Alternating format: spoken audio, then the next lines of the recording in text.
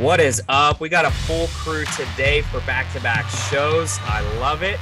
This is Christmas Eve. If you guys haven't taken notice, we touched on it last night. Little teaser to end the show. It's not called Christmas. It's called College Baseball Playoffs. We're here to cover it for a special edition of Notebook Wagering. And we're bringing on Matt Grissom, the expert analysis from NCAA Insiders. It's how he was addressed on VSiN. What's going on, Matt? Man, I'm just living the dream, ready to open presents, aka these lines for tomorrow's slate. I love it. Just put a nice little bow. What's going on, fellas? From Notebook Wagering, Smitty, Nails. And we're going to preface, we've got two Matts on the show. So Nails is going to be our Matt from Notebook Wagering, and then Matt will just be Matt Grissom. So then we got Jason joining us. Let's get ready to go, fellas. What's y'all's thoughts opening? I feel like this is college exams. I've been cramming now for like 4 straight days, trying to get this thing out and then try to get in my bets. But I'm ready to take the exam, ready to ace it. I agree. I actually had a coffee this morning. I think a Mountain Dew at lunch, a drink while at the gym. I'm a little skittish, a little jittery, a little excited, and ready to go on this College World Series bracket that we're going to set up. Yeah, I'm excited here. A lot of great action tomorrow. Friday's going to be fantastic. A lot of bets are going to be firing out, and that's the way we like it. Nails, when you just said all that, it sounded like you forgot to tell us you had like a Newport menthol in somewhere in that. No, just a Juul, one of those things that people smoke nowadays. I love it. All right, boys, let's kind of start it off. Let's look into the future.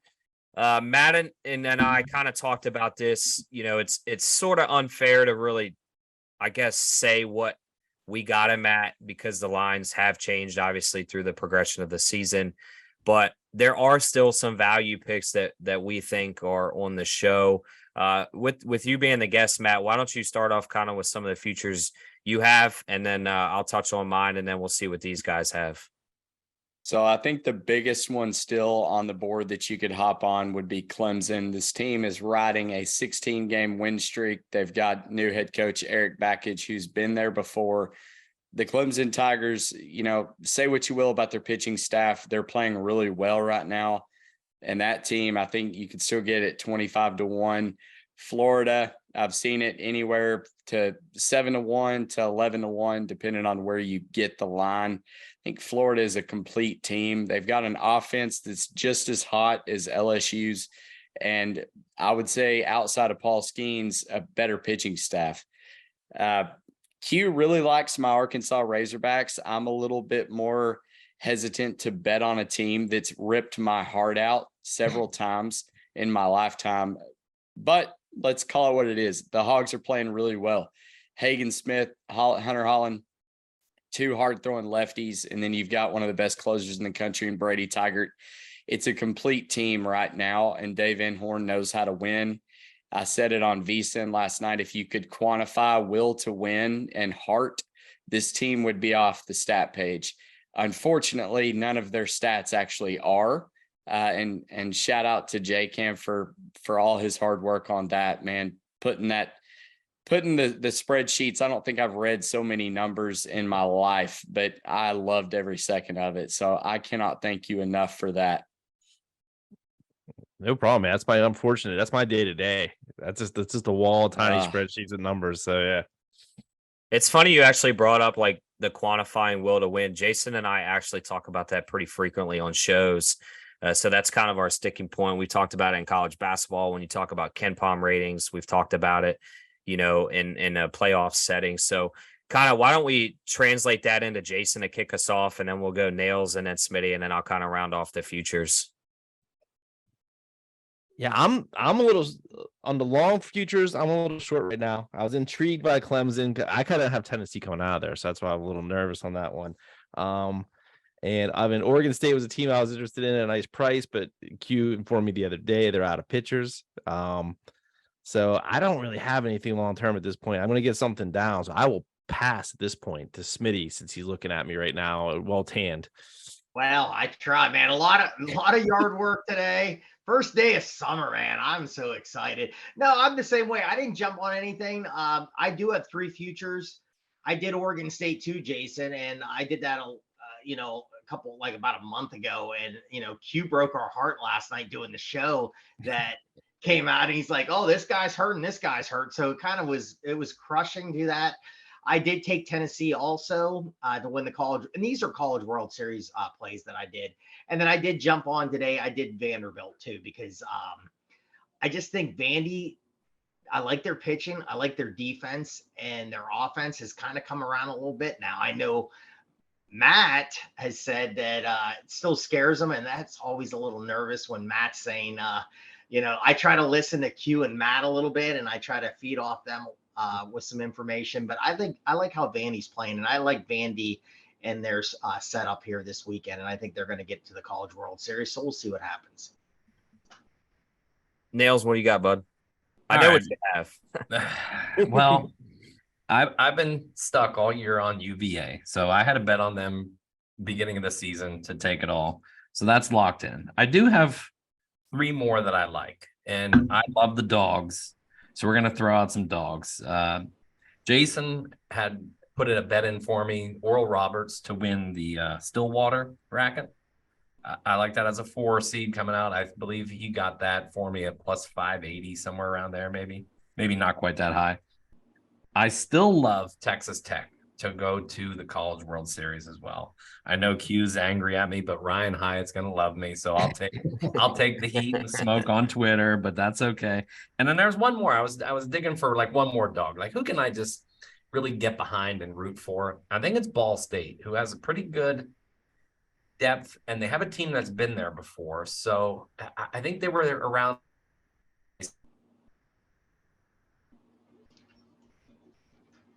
I think we lost you.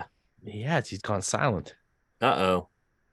Matt, we'll circle back around. I don't know what happened. We lost you there for a second. Or Nails. While he's trying to figure that out, I've got a couple. I've got UVA as well. I have them at 25-1. Nails and I have kind of been on them. I just like their consistent pitching, as I talked about on our show. Matt, I like their offensive output. They're one of the best offensive teams in the country. And then I really put a lot of stock into championship caliber coaches, Dave Van Horn, Kevin O'Sullivan, Brian O'Connor. And they obviously have Brian O'Connor, who's not only been there as a player, but now he's been there as a coach, and he's won. So I really like UVA. I've obviously got Florida at 14-1. I got Wake Forest at a really good number. I don't think there's value with them now. They're right under 4-1. Unless you're playing one bet only, stay away from them. But I think Tennessee's got some value still. I'm looking at them. You can still kind of get them per circa at 25-1. They're mental. If they can get past the mental hump of not playing, in Knoxville, then they can win this whole thing, and nobody would be surprised. I also have Arkansas. I know Matt's, kind of worried with that. I'm a little higher on him than he is, but 2 stud lefties. Lefties are traditionally harder to hit. They've got Brady Tigert, who is a closer and a starter. He can go pitch 6 innings, but he can also close it down. They have Gage Wood out of the pen. And then I talked about, Brady Slavens is the X factor for me, and he's just really turning it on. And I think he makes the whole team better. And he gets those clutch hits. Anytime there's a big moment, he's typically tied into it, whether he's scoring a run, getting a base hit, drawing a walk, whatever it is. So I've got them at 14-1. I still think there's value with Arkansas, Florida, and anybody else south of that. So there is still some time from now until tomorrow to get a pick in. If you take a look at our College Baseball Insiders, regional guide, we kind of break that down and hopefully give you a winning pick. With that. See, there you go. Call the show. It's over. That's it. Call the show. More can you want? Arkansas, Florida, just bet them to a fault. That's it. How did we get here? Oh. Nails, did we get you back there, bud? I don't know. I never thought I left, but yep, we got you. I don't know what happened. You were kind of cut off. I know you were talking about Ball State. Did you have anybody else before we move on? No, that's it for right now. Ball State was a good one. I do like Boston College to get out of their region as well. That's another dark horse. Dog heavy. I like it. Yeah. Little difference. That takes some big Ball State to get out of that Lexington regional. They're staying in dorm rooms this weekend. So yeah, we covered that on our podcast last night with the Notebook Wagering guys. And they're charging hotel rates. Yeah, I'm wondering how that pans out just to the mental psyche of these teams. I mean, I haven't stayed in a dorm room in about 20 years. So I can't imagine that they've changed just a whole lot, but that's a little bit of a downgrade from like an Embassy Suites. I think I'd be afraid if I was a coach to see beer pong tables out and like empty wine bags slapping the bag and like red Solo cups everywhere if my players are staying in a dorm room. That does worry me a little bit. Just how you handicap that. You talk about quantifying it's gonna be like watching Blue Mountain State. How do you quantify a team not getting much sleep? Because I think it'll matter. See, I think you turn it back around. You're angry. You're sleeping on a terrible mattress in a room that may have air conditioning. Probably does because it's in Lexington. Then you got to go to Lexington to play on common bathrooms and common showers. It's either bonding or breaking. Like it's going to work both ways. This is going to sound awful, but hey, that might be an upgrade for WVU. It might be. That's the sad part is they're thinking this is like the Ritz. Sorry, JKam, I had to do it. That is that.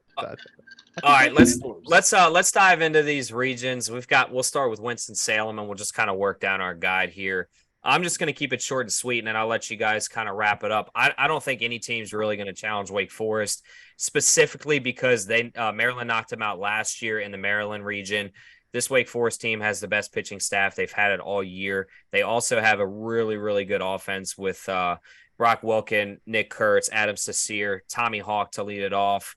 Got the best cleats in the game, rocking the Jordans in the leadoff spot. I don't see anybody challenging them. I know Northeastern's a good story. Sean Camp's a good story for me and Smitty locally. So it's cool to see that. But when they hit the diamond, this is a without a sweat, Wake Forest cruises through this regional. Yeah, that was my only question was Northeastern at plus 650. Is that any value at all? Just because that price is so high and the numbers were surprisingly good on the Huskies. I mean, it's definitely a value pick. I'd probably pick them over somebody else, but I think realistically, like this Wake Forest team can win it all. And I know there's the curse, but that's just my opinion. Minus 280. Oof. Matt, what's your thoughts? And then we'll swing back. I tend to agree, and I'll go ahead and get this out of the way. For those that have followed my stuff, I anchor my whole handicap on pitching, and Wake Forest is solid greens across the board. I mean, they've got hats off to Northeastern because they are the number 2 pitching staff in this regional. But I think Wake Forest is just going to be way too much to handle for any of these teams. Nails, what you got? Yeah, we can make it short and simple. I think everybody's spot on. I think this is the easiest bracket that Wake Forest could get. Just punch them through. Keep it simple. Smitty? Yeah, I agree. I mean, Maryland can hit the ball, but their pitching's not great. I think, again, Northeastern can pitch. I don't think they're going to score enough runs. You could look at Wake Forest. They can hit. They can pitch. They're going to win this. Although, one quick thing. Is this gonna be like the ESPN show where everybody picks the winner? We're all the same, and then this team goes out and gets torched, and we all look like idiots. Of course it is. Hopefully not. I'm hoping not. I'll change my pick just on that because I've got a lot of money on the Wake.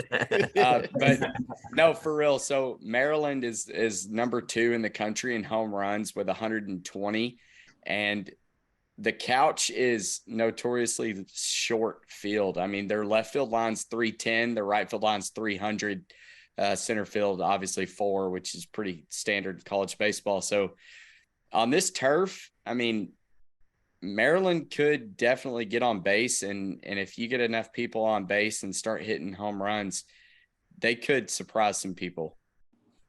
That would be almost an over matchup. They're going to get past Northeastern. Yeah. I would almost look for an over matchup if Wake Forest and Maryland played together. Jason, real quick before we left, I know you said it was up to minus 280. It opened up at minus 230. Matt did figure out that you can actually parlay some of the regionals. So if you are looking to kind of boost up a region, throw Wake Forest in there because I think this is as close as a lock as you can get. And it's a way for you to be able to bet them, increase your odds a little bit without having to lay 280, to 1. So that's kind of how I would approach that. I wouldn't play it singular. I think it's just too high. Now let's move on to the only regional that matters this weekend. We're in Gainesville, Florida at Conjure Family Ballpark. I'm your host. Let's get through this 9 innings and we're going to get through the regional. Florida, I actually said I'm going to give credit to Texas Tech and UConn. UConn was pesky last year, and frankly, they should have made the College World Series. They beat Stanford in game 1. They had Stanford on the ropes in game 2, and then Stanford threw back-to-back haymakers over the wall, and that really just crushed UConn when they sent it to a game 3. UConn just didn't have any pitching, and you could tell when Stanford just turned it on in game 3 and routed them. But they are a pesky team. They are a good hitting team. The pitching's not necessarily there. We talked about, they lost to Xavier, which was a stolen bid. Xavier had no business winning the Big East. But another pesky team, it's definitely not Florida A&M. I'm not even going to touch on them. But I will say this, they got a better record than Tulane, so they're not the worst team in this division, in my opinion. I got a bounty there. But I think Texas Tech is actually scrappier than people realize. They have a good number 1 in Molina. There is a far drop off behind him, but they're one of the best hitting teams in the country. They've got some power. They hit really well for average.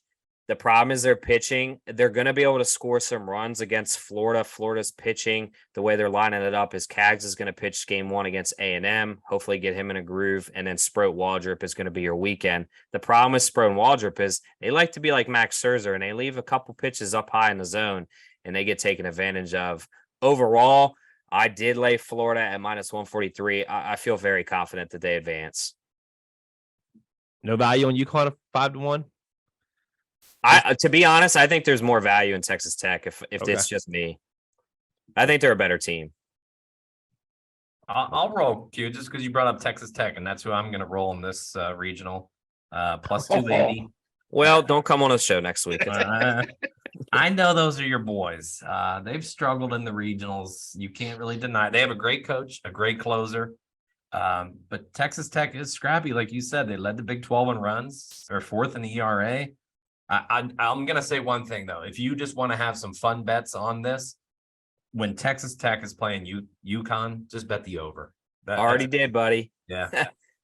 Just bombs away, boys. Smitty, what about you? Yeah, I'm going to go with Florida. I agree. I think it's going to be Texas Tech and Florida here. But, you look at Florida, they're 30-6 at home. I just think that, the 3 starters are really good. They got a good closer.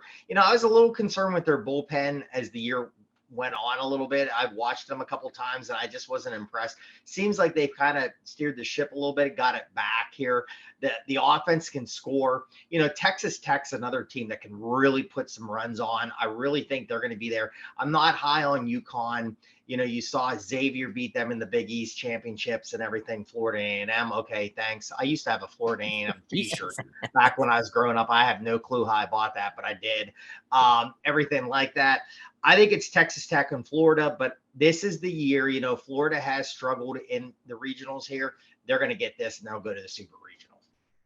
Jason and Matt, you guys kind of rounded off.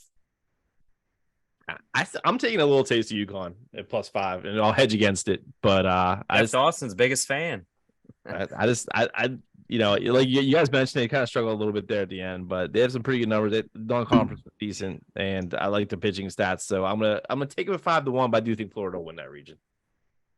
Yeah, I don't like this Texas Tech team. They can't win away from home, which is surprising because not even people that live in Lubbock like to live in Lubbock. But Texas Tech has found success there.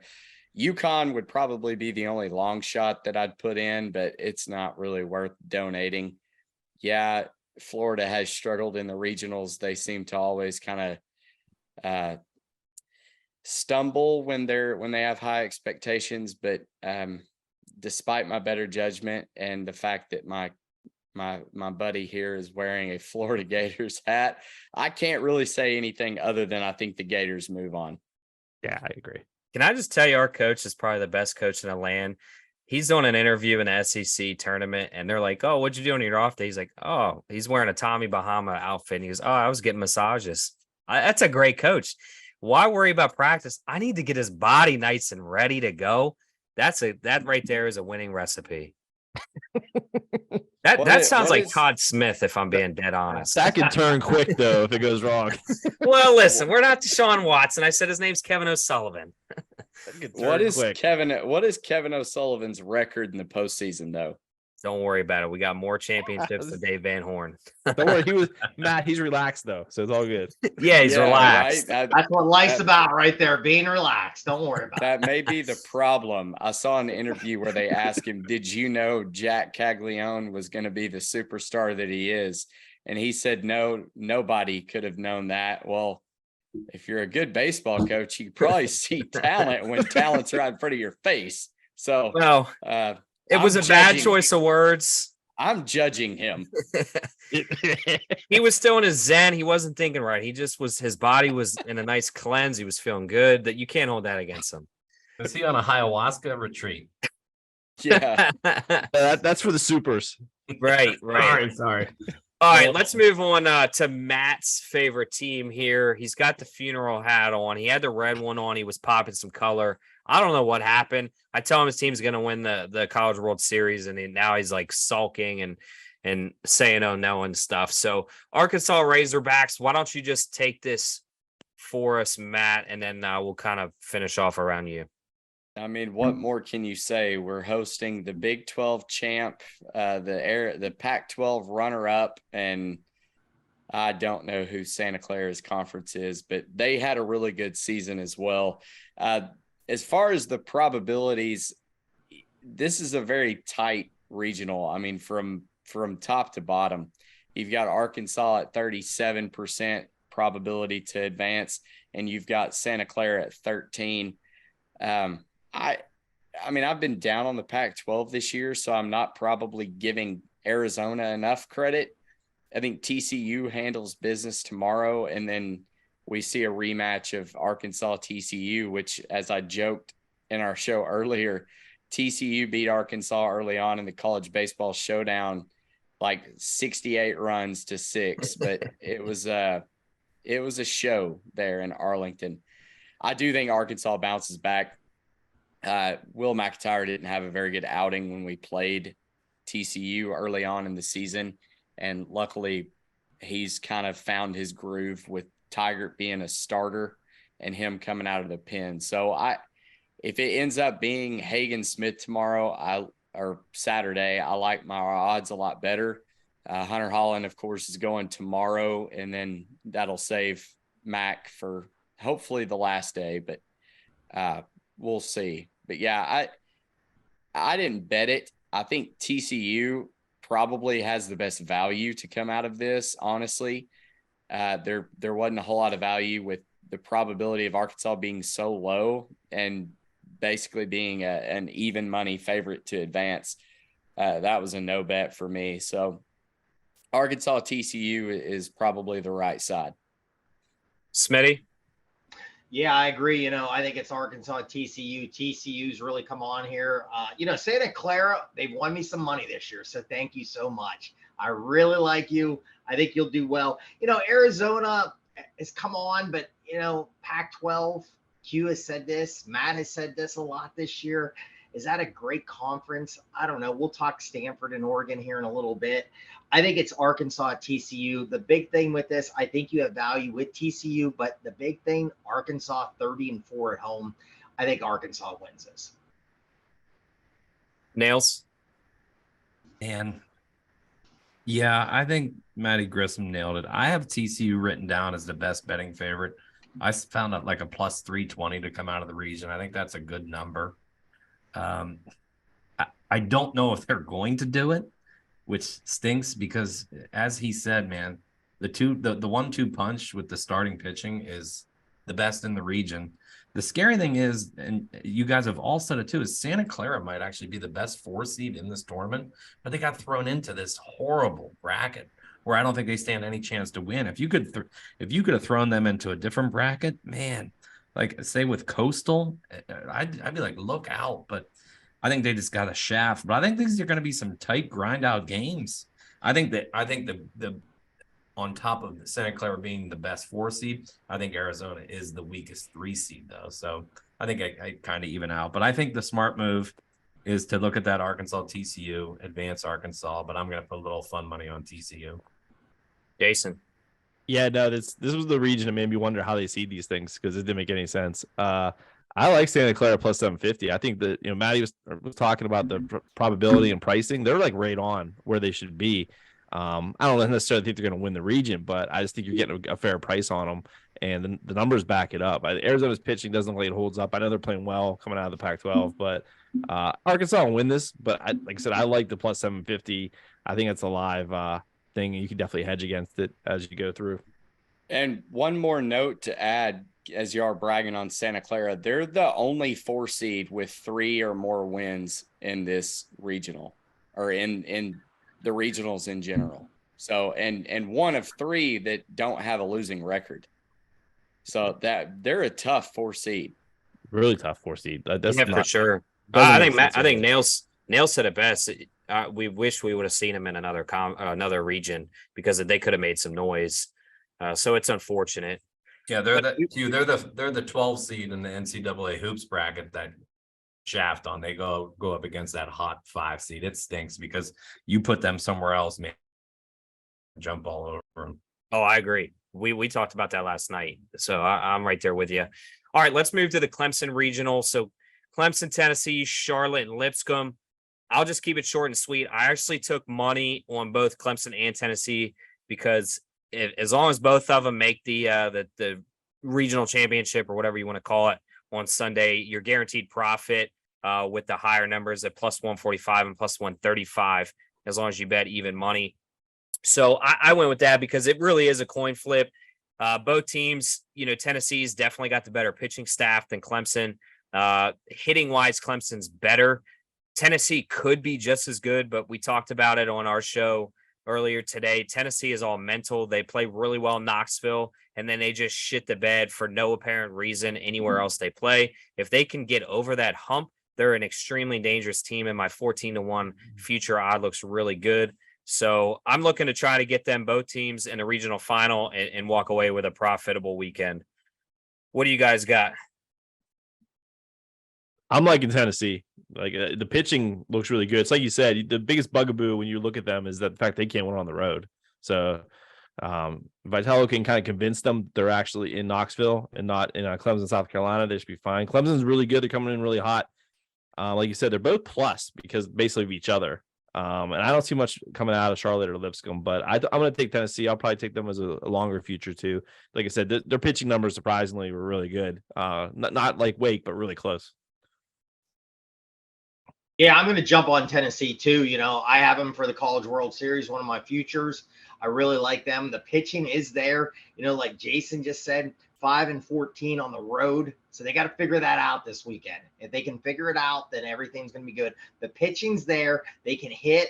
Clemson, again, I think they've won 16 in a row. They're coming into this. Team's on fire right now, but I think Tennessee's going to get them. So I like Tennessee.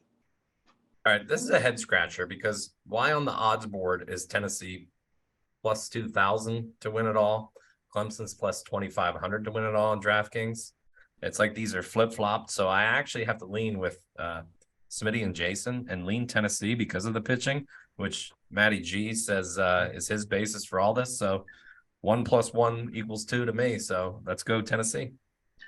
Well, I think Tennessee had the early offseason money. That's why their numbers are lower, because everybody thought they were going to be a lot better off. They kind of hit the wall early, and they kind of been coming out of it since. That's probably why their World Series futures are a little lower than Clemson's. Yeah, I'm right there with you. I think Tennessee is probably the right side. I attacked it the same way Q did. That you bet Clemson, Tennessee, and we'll see who comes out. But I think it comes down to both of them. Tennessee's 13th in the country in walks and runs created, 5th in home runs, 4th in ERA, and then 2's the rest of the way in pitching. Statistically, Tennessee should not lose this regional. I mean, they're the best team. They've got the deepest pitching staff. But like it's been stated before, they can't figure out how to win away. They're 5-14 on the road. That does not bode well to a team that's coming in riding a 16-game win streak, 24-10 at home. Clemson, they're probably not going to have the greatest home field advantage, but it's still at home. You're playing a hot team. I need Tennessee to take care of business against Charlotte before I feel really confident that they're legit. Well said. We're going to travel to Baton Rouge. I'm still allowed over there. I just can't go to New Orleans for my unjust comments, apparently. I'll keep it short and sweet. Oregon State lost 2 of their 3 starters to injury, so they're not going to be available. I don't see, Sam Houston State or a 19-40 team. They're not even worth me saying their team name because they're not even supposed to be in this tournament. LSU is going to roll this, and I hope they, I'm going to say this. I hope Tulane shocks everybody, and then LSU just beats them by 40 and just ends all hope of them getting Can I just say we know what to get Q for Christmas? That's it. Waves up, baby. Yeah, okay, there we go. Now I'll jump in here too. Yeah, I jumped on Oregon State, but Q crushed me with all that information last night and everything like that. Like I told you, your best friend's kissing your girlfriend. Yeah, I mean, yeah. Sam Houston State can hit the ball a little bit. Tulane, I think this one's easy. I mean, again, LSU has some bullpen issues, but they'll be fine in this. We'll talk about that if we do another show next week in the Super Regionals. LSU wins this. Yeah, I think Go ahead, Jason. Nah, it's LSU. I mean, it'll be interesting to see if Tulane did play a schedule though. I'll give them a little respect. The strength of schedule was pretty tough, but they were terrible. But Oregon. This was the region Arkansas should have got. If you look at teams wise, this is ridiculous that they're actually a lower seed than Arkansas, and they have these. They don't have anything threatening them in this bracket. I might be wrong. On Twitter, did you say there's no chance LSU gets to the World Series? Yeah, if they couldn't figure out their bullpen was, I still don't think they get there, to be honest. Okay, I might have to dig that up. We might have to do a little screenshot of that. I'll own it. I think LSU gets out of this bracket pretty easy. We can keep it short. I just want to do a little jab there, poke the bear. If Tulane ends up upsetting them tomorrow, then you might not be able to find me. They might have my head on a torch. Could you imagine if LSU's path to getting to Omaha was to beat Tulane in like a Sunday game to knock them out, and then they have Ball State waiting on them out of the Lexington Regional?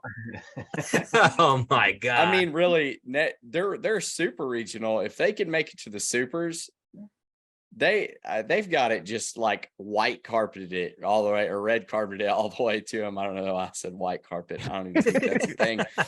We're tired. I mean, what a joke. Yeah. But yeah, to touch on what everybody else said, LSU. All right, let's go to Nashville. This one's easy for me too. Eastern Illinois, thanks for showing up on the guide. That's as far as you're going to get. Xavier, you shouldn't even have been in the tournament thanks to UConn just shitting the bed. Oregon, we still don't know if Jay Stoffel's pitching. I can't find anything on the internet for him.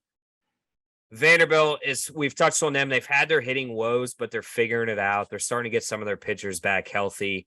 They obviously won the SEC tournament, so that's huge. They've got Tim Corbin. I spoke on, you can't quantify the legendary coaches for these teams. He's one of them. He's won, multiple College World Series, so he knows what it takes to get there, and he knows what it takes to win once you're there. I think this is pretty easy for Vanderbilt, to be honest. I don't think I need to go any further detail about it. Yeah. Nails or Jason? Yeah, Look at it. Like you said, Xavier and Eastern Illinois, you don't see much there. And in Oregon, if you have the injury questions, Oregon may have some value just because I don't know if Vanderbilt, the offense, if they should really be priced that way. What's the record with the SEC tournament? If you win the tournament, do you come in hot and do well in the bigger tournament, or is it kind of like you've already played yourself out and you kind of don't do well? Do you know? That's what I'm trying to find right now, because I want to say I saw a tweet the other day that said that you're better off only playing 3 games in the tournament. Yeah. Yeah, that's what I remember hearing last year. You kind of don't want to beat up your pitching too much because you don't get much value out of it in the tournament seeding wise. Or if you have to, you have to. But if you don't, then you kind of want to go home early and get rested. So that would be my only concern. I mean, Oregon obviously got to the final of the Pac-12. So they're playing pretty well too. So there might be some value there, especially in a situation where, you can hedge it against Vanderbilt later. Smitty? I like Vandy. Like I told you, I jumped on them today to win the World Series. I like their defense. I like their pitching. Offense is starting to find it. They scored some runs. Now, again, I agree with everything you said. It's hard when you play in these, SEC baseball is the best. So that's tough. But, Oregon traveling, that's a far distance to travel and everything like that. And like you said, Q, many times this year, to me, how great is that Pac-12? I don't know. I think I've taken Oregon a lot this year, and they've done well for me. I think it's going to be a tough environment to be, again, Vandy's 25-6 at home. I'm going to take Vandy in this. Nails in All that. right. I've got that stat pulled up. So teams that go 3 and out in Hoover, 8 out of 15 have made the College World Series. That's 53%. Teams that have played 4 or more, they're 3 of 17. Ooh. So an 18% clip. That's not good. Quack quack. Plus Maybe. 280. Smitty, don't sweat it. Vandy Yeah, gets. I'm not too worried about that. Vandy gets through to at least the supers. I don't know. Yeah, if they get all the way to the 10 World Series. of the 17 made the super regionals. So Smitty, pencil Vandy in. Oh yeah, Well, I'm still good with Vandy. Get the Sharpie. Let's go, Vandy. Just fade them the next round then. Yeah. Yeah, All right, there you go. let's travel to Charlottesville. I know a couple of us are sitting on tickets here. I like UVA to win this. I've already taken it. ECU is really scrappy. I'm not too concerned with Oklahoma. They lost pretty much their entire team that made a College World Series run last year.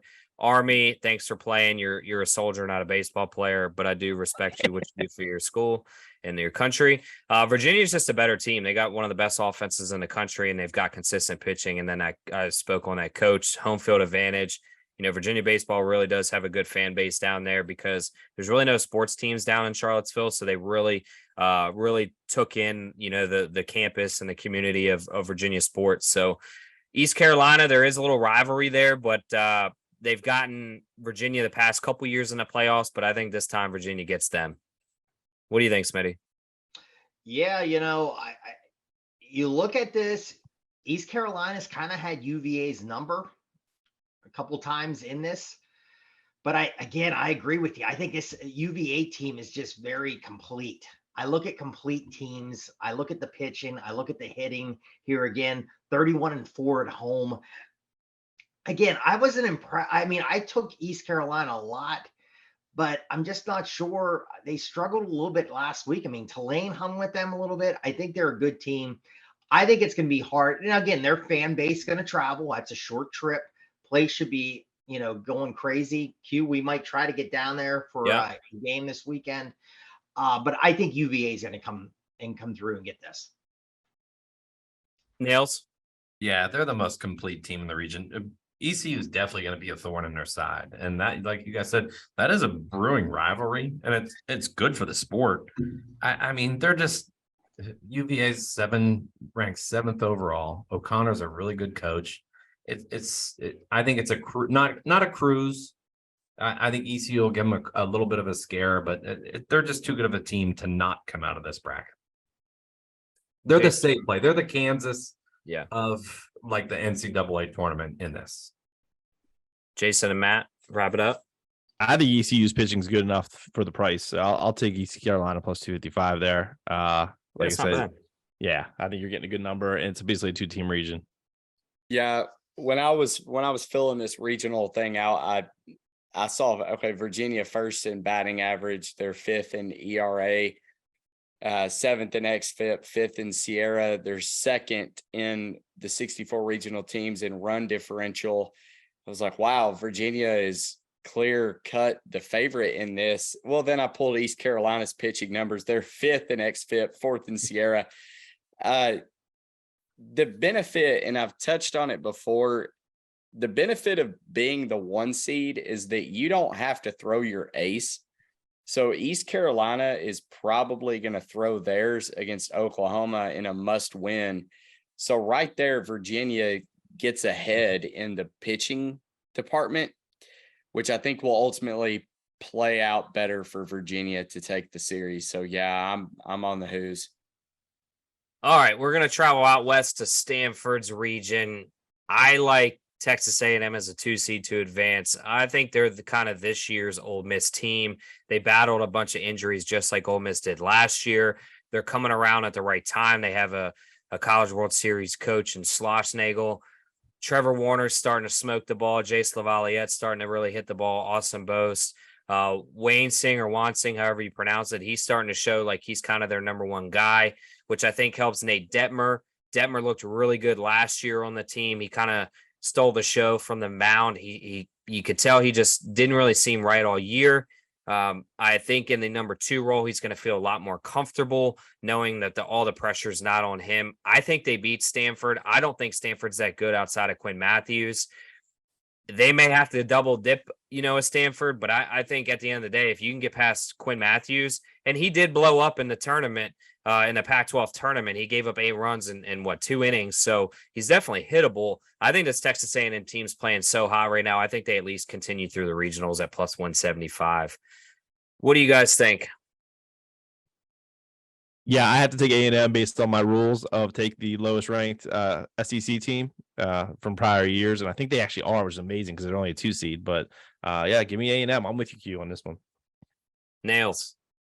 I actually think A&M and Cal State Fullerton are both better than Stanford in this region, which is scary. So I'm going to go with the hot team, and that's A&M as well. I'd really like to put one of these dogs advance and make Cal State Fullerton somebody to go oppo with over like the general public. But yeah, give me the Aggies. Smitty? I'm going to go Stanford here, and I'm not high on the Pac-12, but I think Stanford's going to get through. I agree. Texas A&M, their pitching staff wasn't great. Now they're getting hot, so maybe they're going to continue, and I might look like a fool in this. And again, Cal State Fullerton, thank you getting back in, man. If we could have had Long Beach State in this, been like the 90s, and it would have been the dirt bags are in this, and Cal State Fullerton. But I'm going to take a chance. I think Stanford's going to get through this. Matt? Man, I was kind of along the lines of Smitty's thinking there. Like, I think Stanford actually comes out of it. As much as I think A&M is playing better ball, at the end of the day, they just had a long weekend, and now they've got to go back out to the West Coast. It's different weather out there. It was probably low 90s, high 80s in Hoover, and it's about to be low 70s in Stanford. And earlier in the season, when you had that, Texas A&M really struggled, and I don't know if it had to do with weather, but I just feel like Texas A&M is a recency bias team where now everybody's kind of jumping on the bandwagon because they saw them play Vanderbilt and almost beat them in the 8th inning in the SEC championship game on Sunday. So I may kind of go against the grain here, which really isn't saying much, taking the favorite, but I think Stanford may come out of this. I like it. Can All I right, say we're gonna one thing too, real quick? Yeah, go ahead. For the betting people, this is the bracket. I think you look at overs because of these offenses. Stanford's pitching is not very good. I'm showing a 5.99 ERA, and man, A&M's hot. Stanford's offense can really pop, and if you can get one more hot team in there, I think these are some over games to look at. Yeah, I like that a lot. So, A&M's giving up a lot of runs. So, okay. They lost. Let's go back to A&M real quick. They lost to Alabama in the second to last SEC series. They beat Mississippi State, but Mississippi State could beat themselves. They beat Tennessee, who's 3-0 in the tournament, but we've touched on it before. Tennessee can't win on the road. Mm-hmm. Then they lost to Arkansas, who let them come back, so the bullpen collapsed. They beat a South Carolina team who is trending way down. And then they beat LSU, A&M. So or LSU and Arkansas. I don't necessarily think that they're just They did beat on Florida. this I don't think they're on this trajectory of oh, this team has turned around. I don't think the sample size is big enough. Yes, winning 6 out of their last 8 looks impressive on paper. I'm just not buying into that this team is not going to regress to their mean of what they've been all season just because of the last 2 weeks of play. Yeah, all fair points. It's more of a fade for me on Stanford. I just don't think Stanford's that good. Can you but tell I'm talking myself out of A&M? yeah, that's what I you see are. that. Dude, wow, dude, nice job, actually. Matty, Yeah. Matty, you can join me on the Cal State Fullerton train. I like money too much to just throw it away. But All right, we're gonna travel to South Beach where it's gonna be a hurricane, nonetheless, in the rain, pretty much all weekend long. I think Miami actually gets out of this. We've talked about Texas; they have decent pitching in LeBaron Johnson, Lucas Gordon, but the problem is they can lose the game even only giving up 2 or 3 runs because the offense is so anemic that it's just going to kill this team. Louisiana, I don't think they can hang with the hot Miami team right now. I was kind of down on Miami all year, and they just continued to win. You know, they played really well up until the 7th inning against Clemson. They were up 5-3. Gino DeMar overpitched the star closer, probably the best closer in the game, Andrew Walters, throughout the tournament. So he was unavailable to pitch. And then Clemson obviously puts up 8 runs in the 7th inning. And that's, when all hell broke loose and they win the game. But outside of that, Miami was dominating that game up until it came to the bullpen time. Miami's bullpen is pitching really well as of late. They get Carson Lagone back. So I think Miami actually gets out of here at plus 125 with relative ease. Yeah, my biggest question was, does Miami have enough pitching to bridge to Walters? Like that seems to be the biggest concern, is that the middle, which you kind of referenced, right? They're overusing the closer. He doesn't trust his middle guys. Which is weird because they pitch fine. Yeah, but like Matt said, this is a bracket where you have a huge advantage if you're the 1 seed, because the Black Bears are probably not going to be much of a threat, and Miami can kind of get their pitching set up. And I think Louisiana can at least push Texas enough that they have to kind of go into the bullpen. So I like the Canes coming out of here too. Is that a black bear and nails the screen? Kind of. I used to have a Don't Maine Black Bear sleep. hat. It was sweet. Don't sleep on Maine. Oh, You can.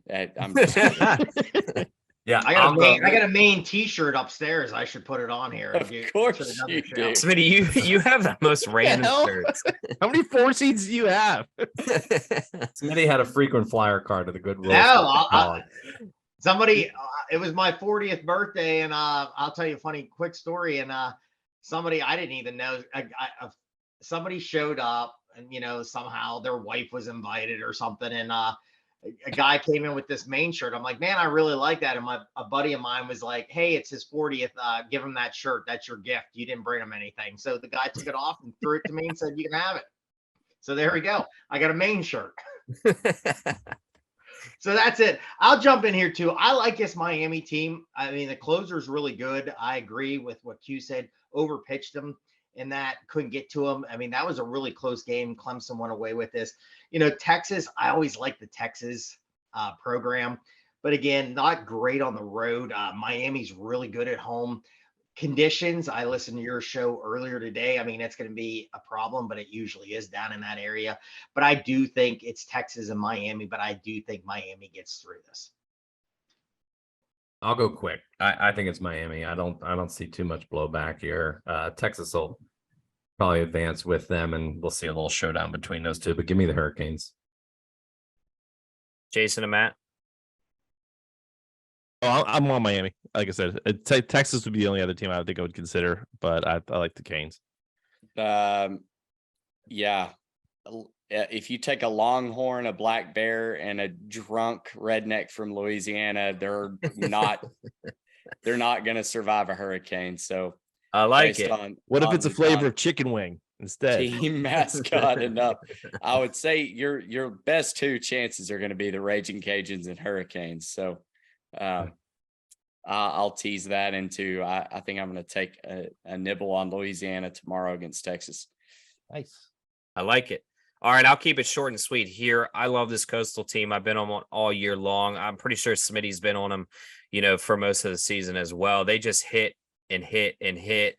They have a pretty decent closer who I think is a little underrated in Starkey. And then, we talked about their pitching isn't the greatest, but they do enough to keep them in games.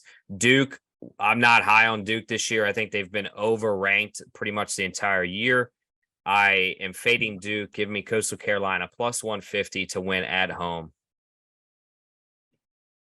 Smitty. Sorry, I was checking the Twins score. No, Is it I good agree or with bad? you. It's 6-6. Just tied it up. My best bet of the day. Gave out on sharp angles, so they were losing, so they just tied it. So in the 8th. Let's get back to this. I agree with you. You know, this Coastal team can really hit the ball. Pitching's a little iffy. Q, I agree with you a little bit with Duke. Duke is not a bad team, but I'm not sure on Duke as a number 2. You know, I don't know much about Ryder. I didn't really bet Ryder baseball this year. So I did their basketball team a couple times, but I think Coastal gets through this. I like Coastal here. I think they'll I could see this being some high scoring right here. Oh, for sure. I could see this being some overs if you really want to bet that the overs. This is a good region, I think, for some overs. But I like Coastal Carolina. Nails, Jason, and Matt. Man, I think this is one where I find value in the 3 seed in UNCW. Plus 475 to come out of that region is a number that I can actually get on board with. And like Smitty just said, this is going to be all offense. So who's gonna win a bash game? I'm gonna take a little flyer on the Seahawks. I'm going Dukies, even though I'm so pissed at them about the lacrosse thing. They've been using their bullpen kind of like they're going to need to in the postseason anyway. The whole season because they lost starters early, and I think they have enough offense to get through here, and I think they have the best pitching of the 4. Wow, 3 different in that region. There we go. I'm going back to Coastal. I just think playing at home and having a decent pitching staff paired with a really good offense. Duke's dealing with injuries. I mean, you wouldn't have to convince me very hard to take Duke in this, but I think at the end of the day, it's Coastal. All right, we're going to Stillwater. This is going to be runs. I think it was last year. I think there was 130 something combined runs scored within the weekend. I think the best play here is probably Oklahoma State or Dallas Baptist. Washington, they have Kiefer Lord, but outside of him, their pitching is very suspect. They can win a game or they can lose by 17. And then Oral Roberts, I think everybody likes them as like the sexy dog. They're probably outside of Santa Clara my favorite number 4, but that's only because Santa Clara's in such a gauntlet of a region. And they beat Oklahoma State twice this year. They swept them in the midweek. So I think that put them on the radar. I think they would have been better suited if they maybe only won one of them or they lost both in a close fashion. But since they actually took 2 from Okie State, I think that puts everybody on a heightened upset alert and everybody will be ready for them. Smitty? Yeah, Dallas Baptist is a team I've taken a lot this year. I really like them overall, 18-9 on the road. I think they can pitch well. Oklahoma State's a really good team. Coach Holiday always has a really good program. Oral Roberts, like you said, Q, I think everyone's jumping on them right now. I think they won like 18 in a row, something like that coming into this. So everyone's kind of getting on them. And you see that what happens with that sometimes in the NCAA tournament. Everybody loves this team and they usually lose pretty bad. So I like Dallas Baptist against Oklahoma State. Man, it's tough, man. I could see this go either way, but let's go Dallas Baptist. Nails, Jason, and Matt. I'm gonna be part of Joe Public and I'm gonna roll Oral Roberts. They have 3 starters with ERAs. Let me see, I wrote it down. ERAs under 3.35. And if we listen to Matt and the pitching is the key here, I think 1, 2, and 3 can get them to the big show. I think they can upset Oklahoma State again. It's going to be fun for me to actually just throw a little cheddar on this. And this is going to be a fun bracket for me. I think this is a crazy bracket too. I'm not blown away by Oklahoma State. I think that's the key. So I'm going to take, there's a dog in here somewhere. And we all said it should be Santa Clara. I actually think this might be the dog that's actually right. I think the public might get this right. 2 4 seeds have made College World Series and won at all. Fresno State was a 4 seed and Stony Brook lost in the finals as a 4 seed. So maybe you're right. Yeah. I feel bad for Washington. I think they're bringing a knife to a gunfight here because you look at the other 3. And they've got WOBAs of 12, 22, and 19. Like the other three can score some runs in a ballpark that lets you score runs. So you can eliminate those guys. I think it's a crapshoot with the other three. You're not really getting a great price with Oral Roberts, though. And Dallas Baptist, their pitching's kind of tilted where the first starter is by far better than the rest of the staff. And he's going to have to go tomorrow to get past Washington, who's good enough to draw that starter out. I like the price on Oral Roberts. But Okie State's probably getting a good price too, being a 1 seed. So I'm kind of torn on this one. I'll go with Matty at Joe Public, but I'm thinking Oklahoma State might be actually a value at this point. Yeah, I played Dallas Baptist and then threw a little pizza money on Oral Roberts, 18-game win streak, and like it was stated earlier, their pitching staff is solid: 2.81, 3.27, 3.35. I actually think they're going to throw their worst pitcher, Jacob Hall, with a 3.35. Tomorrow against Oklahoma State. So I guess they're playing to not be eliminated. But I think realistically, Dallas Baptist does have a good shot at winning this regional. I'm not high on Oklahoma State. I think they've had a roller coaster ride of the season. They finally started to play to their potential, but at the end of the day, I just don't think the pitching staff is there to make this push through a pretty tough regional, in my opinion. All right, let's go to Lexington, where we're staying in dorm rooms, paying a Marriott price. And I'll keep it short and sweet. Like I told Matt Grissom on our show, Ball State, there is a rumor on Twitter they did buy the weekend pass for the country concert because they expect to see more of the concert than more of the field. So take them out of the equation. I think Indiana is just – they're a decent team. I just think they're not as good as West Virginia and Kentucky, so they're really not going to have any answers. I would imagine West Virginia, even without Blake Traxel going, it's not confirmed. They could probably get past this Indiana team. I think Kentucky at home is just too hard to match. They've played an SEC schedule. They're obviously sleeping on better mattresses, jokingly, but they're going to be prepared. They have their fans.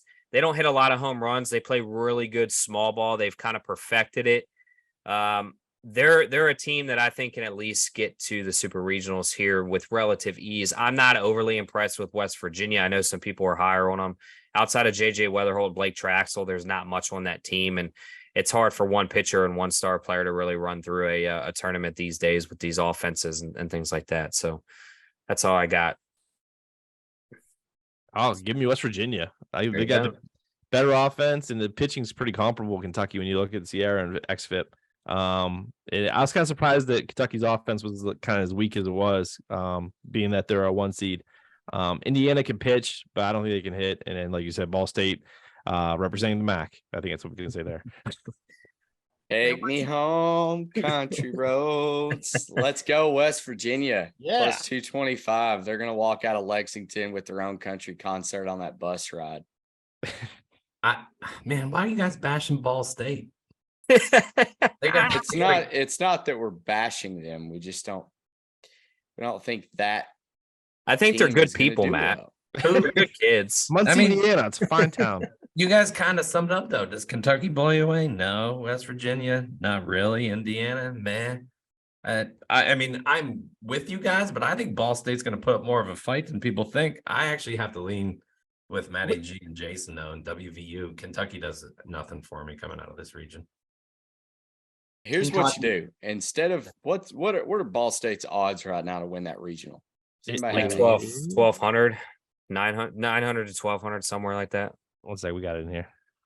1,200. So 8%. I actually figured they would be Worse. More of a dog to Kentucky. They're only plus 235 tomorrow versus Kentucky. I mean, if they're going to have a shot to win it, they've got to beat Kentucky tomorrow. So just bet West Virginia on the regional price, and then bet Ball State game to game. Because they're going to be a heavy dog in all of them. If you just roll it over, they win 3, you're gonna eclipse that 1,200 mark. You can actually get them for 1,600 at Pet Rivers right now, so they're getting bet Holy down. cow. There you go. Little pizza money. Smitty, what do you got? I like Kentucky. Small ball is going to win. I'm Let's not high go. on West Virginia. I'll take Kentucky. 25-6 at home. they'll do enough. They'll have enough pitching and enough defense and everything, and just score enough runs. They're going to win this. All right, this next one's kind of a stay away from me. It's the Auburn region. I think it could go to Southern Miss or Auburn. If I had to make a pick, I'd probably say Southern Miss here. I think if you bet both of them, catch a little profit. It's better than nothing. So I think Southern Miss has Tanner Hall, which is probably the best pitcher in the region. They can hit well enough. They've been in this situation before, so they know how to kind of piece together a winning team in a playoff setting. Auburn's just not really doing it for me. I've watched them all year long in the SEC. They hit really well. They have Tommy Vale, but outside of that, there's a pretty big drop off on the pitching side of things, and they have almost a 6-team ERA, which is pretty brutal. So Sanford could swing the bats. I'm not sold on them. And then Penn, they have good stats, but they're playing the Ivy League. People are there trying to get a law degree, not a Silver Slugger award. So just give me Southern Miss on a value play. Yeah, I'll jump in here. I like Southern Miss too. I'm just, 10-5 you guys had in the guide with the RPI, top 50. I took this team many times this year. I like their pitching. I think Auburn's okay. I think it's a good value and good spot here for Southern Miss to come out of this. Oh, I'm going to go crazy on this one. Give me Penn plus 700. Like, they're losing half that team next year to like really good programs. Like they're already committed out. Dude. Like, so this is a sneaky Ivy League team, and they're in a good bracket where you don't have a lot of good pitching. They probably have the best pitching of the 4 teams, and the hitting isn't that far apart. So yeah, shock the world. Give me the Penn Quakers plus 700 to win this thing. My guy, it fits right in line with my whole handicap. Yeah, they're 0-3 against RPI top 50. They could have been 3-3 had they played 3 more teams. But yeah, Penn Quakers. I'm not going into this with a whole lot of money, but 10-1 on a team that's got a 21% win probability. That's the best of any 4 seeds per the advanced analytics. You can't not bet that. I mean, how dumb are you going to feel if Penn comes out of there and you didn't have a ticket in your pocket? I'm going to feel real dumb because I didn't lay it, and I'm not going to. Well, you have a habit of just pissing off fan bases, and I finally realized what the F on your hat is. It's not Florida. It's F your team. Pretty much. You're not trying to make any friends in this. It's a business. New Orleans is nasty, but Philly's a whole different style of nasty. Like It's a business. I'm not here to make you smile. Hey, Penn has the best ERA, the best Sierra, and the best run differential, best batting average in all of this regional. They're playing on turf. It's going to be hot. It's going to be fast. Just get on base and just bring it home, Penn Quakers. What's their schedule? Brown, Columbia. That doesn't matter. Oh, that matters a lot. 2-1 versus Tulane. Cornell. Yeah, just don't look at the 285 strength of schedule. Okay? Did they play Northern Virginia Community College in Central Arkansas? Let's see. They split a series with Nichols, who's in the tournament. They 0-3 against South Carolina. So you got that, and then so Nichols beat LSU. You know what we always say, Q? It's get that game, get that T-shirt, hot dog, and a can of soda. And thanks very much. No. This team, Manassas Little League. Yeah, but I guarantee, Jason, they ain't winning, baby. There's a bunch of these guys who are going to be in good programs next year. Do your homework. They've already transferring out. I've done some homework. I sorry. You can text me tomorrow. Penn does a lot of homework. Let's just put that out there. Take the smart kids. We needed. Yeah, I'll take smart kids if they're doing my homework. We needed your 3-sided coin for this one, this bracket. Nope, that's coming up. All right, so I can't. I don't think anybody in this bracket's any good. Can we eliminate it? Can we just get rid of it? Yeah, we're done. We don't need that one. We should have just had a 14 play in. Yeah, pretty Let's much. do that.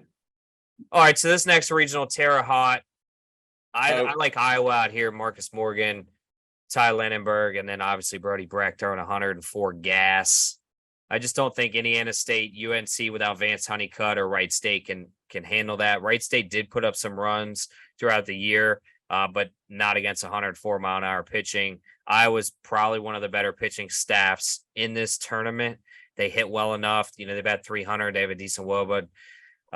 Good team ERA. North Carolina, they're going to rely on Matt Horvath and Ozuna to really anchor this team. And I think teams are just going to realize, hey, we can just pitch around these two, keep them on base, or, maybe have them chase some pitches to kind of force some action and just play the other 7 guys and get out of here. So give me Iowa plus 230 with a lot of confidence here. Yeah, I'm with you. I hate Iowa, but I think they're the best team in this bracket. They got the best pitching. And like I said, the other programs outside North Carolina, offenses aren't that great. In North Carolina, like I said, it's a 2-guy team. So their pitching is a little more suspect. So give me the Hawkeyes. Big Ten. Yeah, I'll jump in. I like Iowa also in this. I think Indiana State's a great story. But again, Larry Bird's not playing on this team. So we're going to go Iowa. I think I agree. The pitching He was terrible at baseball. Well, he's the whole Indiana State history there. So Iowa, the 1-2 punch is really good. UNC, just I don't think they're going to have enough. They could be there too, but give me Iowa in this. Nails and Matt. Iowa. That was easy. Just do it, Matt. I mean, by now what I handicap on. They're the best pitching team. Oh, for sure. So just do it, Nails. We got 4 Iowas again. Oh, yeah. Man. Just do it. Iowa. All right. You get plus 240. I mean, that's. Oh, this is going to be great. All of us on Iowa. You know Here what Iowa stands for? 0-2. And if they lose, I get to enjoy that too. So we can already pencil what Iowa's not making it and Wake's not making it. Brutal. For these 5-0 sweeps. Huh? Wake. I learned in elementary school Iowa was was idiots out wandering around, and that's what we may all look like. That's gonna be us. Go home. It's gonna look bad. All right, let's go, boys. We're going to Columbia. Dig in that pocket. You're gonna jiggle around some quarters, go a little past that, and you're gonna pull out that 3-headed coin that we talked about on today's earlier show. We're gonna flip that. And if it lands on South Carolina, Campbell, we're not in NC State. We're not going to be surprised. I think there's value in all the teams, honestly. At least you're getting plus money on South Carolina. Campbell is playing with a chip on their shoulder. I can't fault anybody for taking any of those 3 teams. Central Connecticut State, you might as well miss your flight because it's not going to matter. Just stay up there, save the miles, use it on another flight. South Carolina, I do think that they kind of start to turn things around because they are getting Cole Messina back, LaCroix, as well as Brandon Wimmer from injuries. So I think we could see South Carolina ultimately take this. But NC State has a good history in recent postseason. I don't know if, Matt, you want to dive into that in 2021. But last year they kind of got screwed. And then Campbell, they probably should have hosted. So this one, I think it could go any way of these 3 teams. If you laid any of them, I'm not going to be mad at you. 3-11.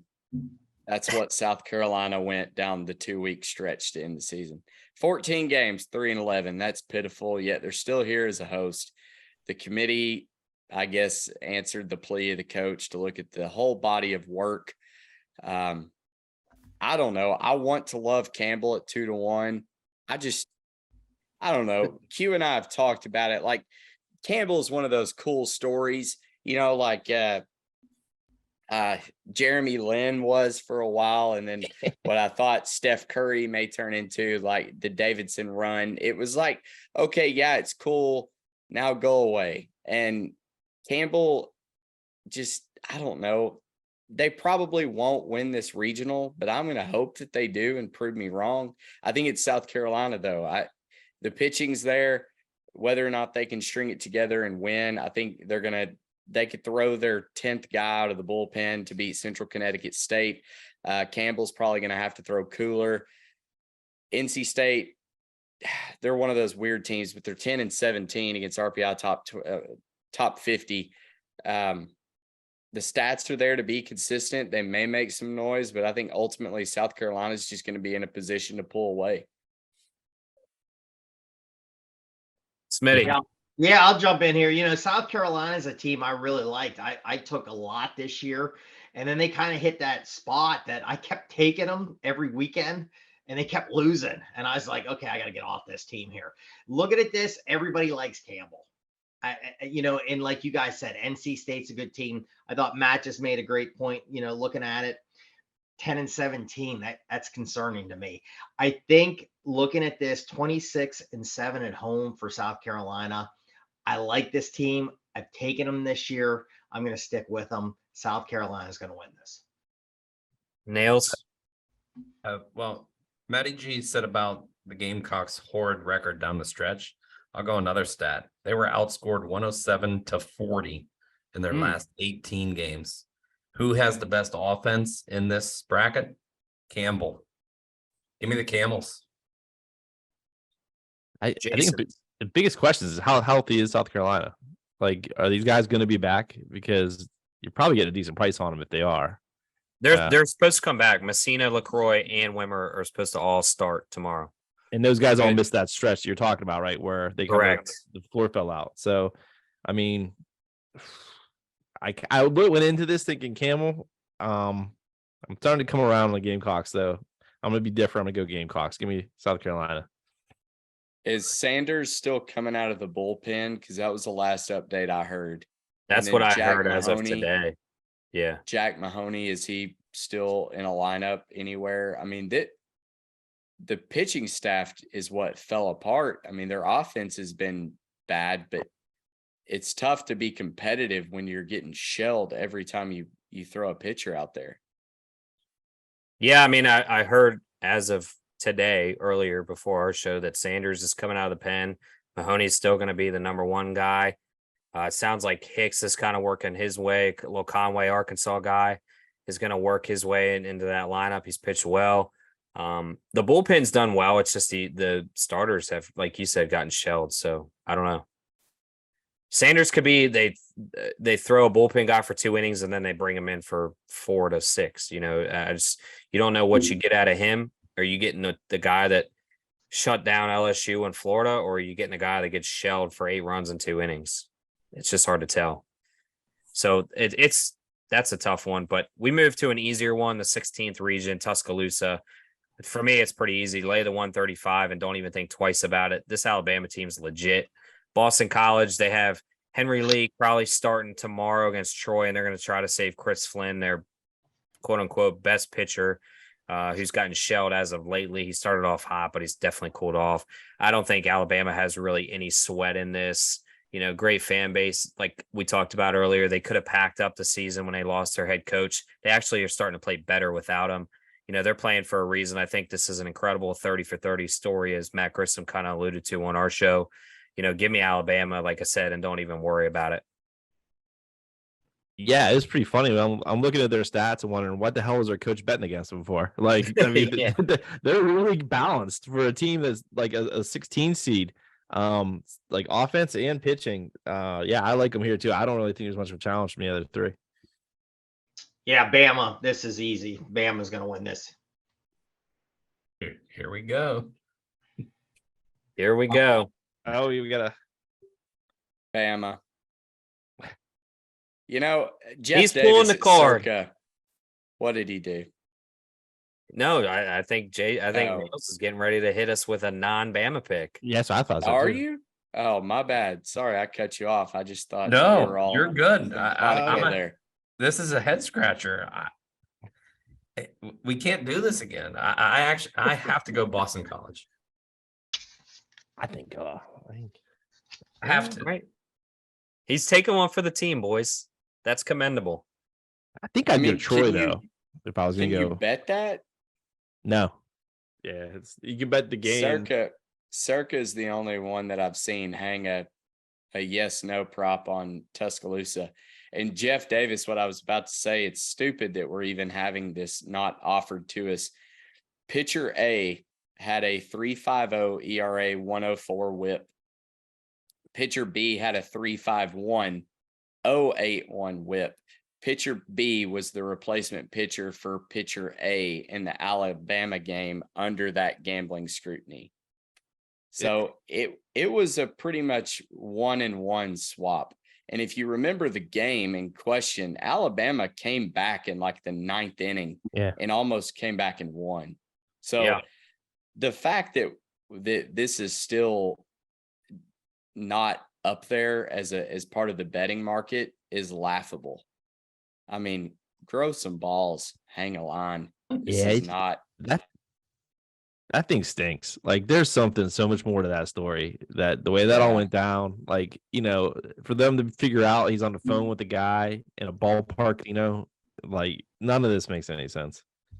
That's pretty wild. Yeah, I don't get it, because if he was trying to get down a 5-figure bet like the story said when it broke, I don't know anybody that takes like, you can't get a $10,000 limit on bets that I know of. I mean, you can't bet more than 1,000 at Circa, and they'll book anything. The only thing I could think of is maybe that alert, it kind of red flagged it. Why is this guy trying to throw 5 Gs on a game? That's the only concept that I can come away with, because like you said, it's $1,000 minimum, but yeah, well, maybe they listened to College Baseball Insiders podcast and knew that LSU's bullpen was trash. And they were like, you know what? I'm up so much money from March Madness, I'm just going to go out there and bet this baseball game. I love the plug there. Hey, we're spreading it. Should we get a hold of Jig Jack? Maybe Jig Jack took that bet. See what get a little investigative action going. We can't ask Jig Jack about it, because it actually was a Bet MGM casino, and that's who he works for. So he's not going to be able to tell us anything, unfortunately. So off the record, it is what it is. Carl, let me know. We'll never do that, Q. Right, never. All right, boys, we just covered all 16 regionals. Anybody else kind of want to touch on anything before we kind of wrap it up? I know with 5 people we run a little bit long, so we'll kind of get out of here real quick. Best bet tomorrow morning. Who do you get tomorrow? All right, I'll read my plays real quick. Just your number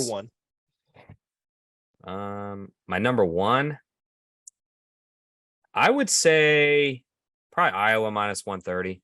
It's probably my number 1. I'll keep it simple. I got Dallas Baptist minus 135, A&M minus 165, ECU minus 155, Iowa minus 130, over 12.5 in the UConn Texas Tech game. I really like that at minus 125. And then I just don't see how this loses. Miami, Vanderbilt, Florida, and Arkansas all to win their first game at plus 107. Oh, wow. I don't know how this loses. Put this on my headstone. It happens all the time, man. It's a curse. He had one dying wish to throw together a can't lose parlay. That's it. It lost. I'm on the same Dallas Baptist, Iowa, and TCU. The board is small tomorrow. There's so many just huge lines. I may end up taking a little bit of like some big dogs just because of the pitching matchups. Yeah. I don't know. I kind of like Northeastern plus 105. That was another one that I went ahead and bet. Yeah. Versus Maryland. I just think Maryland playing in the Big Ten, they're going to be tired, a tired team. Northeastern not winning their conference, and after the great year that they had, I think they may be playing with a little bit of fire. Take it to a bad Big Ten team. Matt, can you see, just after we get off the air, I'm just curious, or anybody, what's UVA's line for tomorrow against Army? First one on the board, run line minus 3.5, minus 105, over under 12.5, minus 115 both ways, and money line UVA minus 400. Oh my Lord. That's higher than I thought. Yeah. I thought it was going to be in the 200s. I was going to say throw them in a 2-team parlay, but you get into 400s, you're going to need 3 and 4 teams to catch some plus money. So maybe just stay away. All right, boys, you guys got anything else before we kind of wrap this up? I'm good, Q. I like your one bet. It's going to be probably my best bet. The UConn Texas Tech over 12.5. Like it. Let's roll it together. Both teams average runs allowed and runs given up, or runs scored around 13. So I think we can get there. Nice. An interesting little nugget Noah Beanick sent me today. It was the overs in game 1. Typically they're lower because you would assume it's going to be aces, but the unders or the overs last year went 21-9. in the first round game. So may just blindly bet the over in all these tomorrow. Yeah, it might be worth it. If you just want to get wild. No, This we'd is like to also get coming wild from here. the That's why sports gambling. The we're sports wilding gambling and podcast styling, baby. network, where they like to bet the first half under in every single March Madness game. So Fair enough. that's kind of their thing. Fair enough. I tried that strategy, and after about 4 games of heartbreak, I had to get off of that. It was pretty bad. It was profitable this year. Well, not the 4 that I chose. I chose the 4 that lost. No, that's why you've got to do them all, Q. Come on, it's a numbers game. I know. It was bad. I kept drinking Miller Lights, and I wasn't seeing the board any clearer. So, Matty, you remember what's going on his headstone, right? I can't lose. Can't lose. I don't see how it can lose. That's it. That's it. I don't see how he could go. All right, boys. Matt, thanks for coming on with us. College baseball Absolutely. special. We'll plug it again. We've got at collegebaseballinsiders.com is the college baseball insiders guide. We've all got it. It's great. Advanced analytics, thanks to Jason. Jason really dug deep for us, got us all the stats that we're able to compile and hopefully get you guys on the right side of some winning bets.